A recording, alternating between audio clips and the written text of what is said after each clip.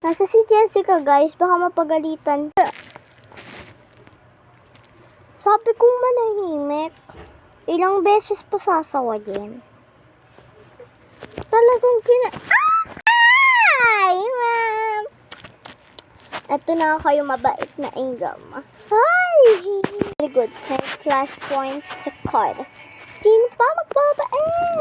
Attendance muna tayo. Starting with Shane. Nandito. Kasi si Shane. Present! Very good.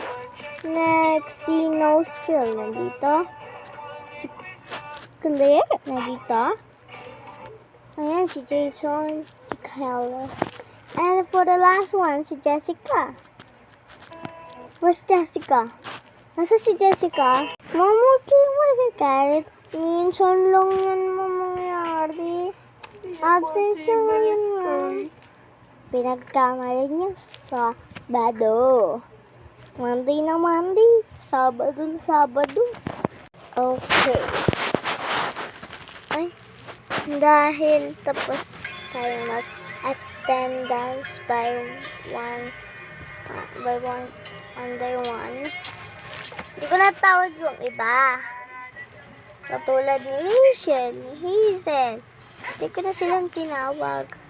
Ni Irish, ni Cindy, ni Sydney, ni Valerie, ni Joanna. Kasi nandito naman sila. Alam ko naman na nandito sila. So, tayo muna kayo. Jason Noseville. Pati sino pa ba yun yung nagpunta sa grade 9? Si Milo. Jason, si Nosan, si Milo. Ba't kayo pumunta sa grade 9? Sabi ko magbabantay lang ako ng grade 3. Ang laki-laki nila. Tapos napunta pa rin kayo sa ganyan.